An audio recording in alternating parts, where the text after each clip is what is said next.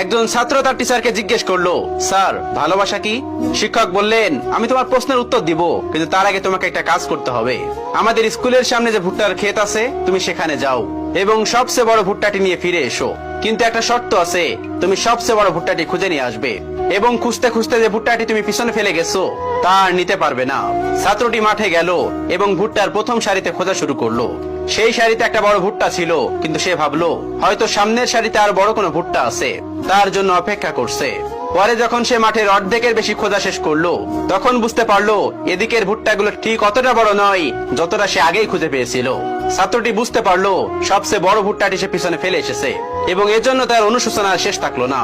তাই সে খোঁজা বাদ দিয়ে খালি হাতে টিচারের কাছে ফিরে এলো। টিচার বলল, এটাই ভালোবাসা।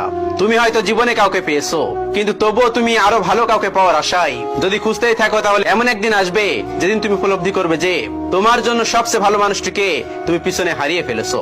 তখন আর তাকে ফিরে পাওয়ার কোনো উপায় থাকবে না। এটাকেই বলে ভালোবাসা।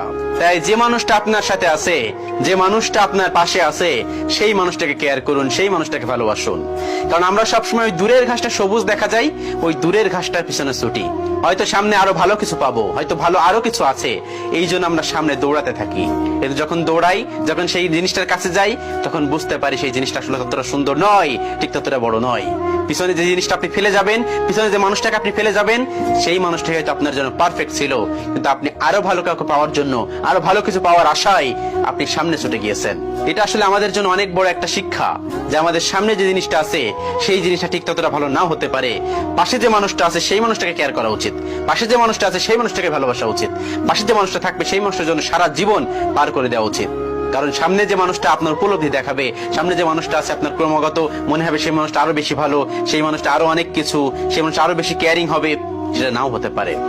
সেজন্য পাশে যে মানুষটা আছে, সেই মানুষটা কেয়ার করা উচিত। কারণ না হলে এমন একটা সময় আসবে, যে মানুষটাকে আপনি হারিয়ে ফেলছেন, সেই মানুষটাকে কখনোই ফিরে পাবেন না, বা ফিরে পাওয়া সম্ভব নয়। জীবনটা তো খুব ছোট।